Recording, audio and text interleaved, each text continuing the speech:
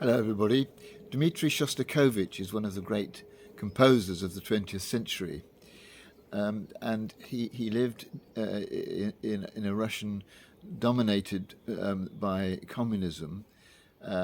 He, on this day in 1960, became a member of the Communist Party, and he had a very ambivalent relationship with Stalin and with communism, a lot of the time being lauded and used as someone whose creativity could promote the communist cause, but also periods when he was very much out of favour.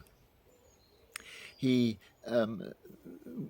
This ambivalence, I think, it comes across in the music. Although he was writing under the rules and regulations and guidance of what communism insisted upon, he apparently put into his music codes which suggested that there were elements of opposition in him, particular sets of notes that, when spelt out, indicated that he didn't entirely agree with communism. And although he has some quite eminent roles within the Communist Party, clearly he wasn't entirely committed to it. He was, in many ways, a strange character, very diffident person. We're told he couldn't ever say no to anybody, and that might have been one reason why he went along so easily with a doctrine that perhaps he didn't fully agree with.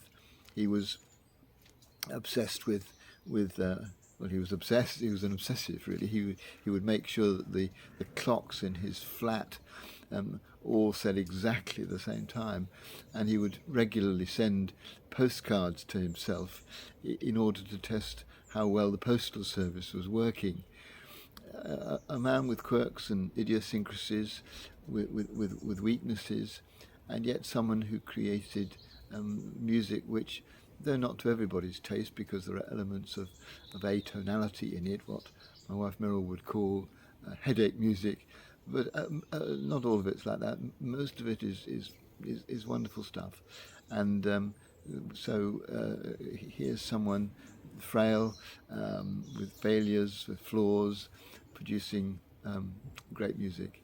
And I just thought it was encouraging when we look at ourselves and we realise that we've got idiosyncrasies that are perhaps a bit odd, or we've got flaws in our character, like the inability to say no to people, or other things that we're aware of and perhaps try to do something about, but have to learn to accept that they're part of us.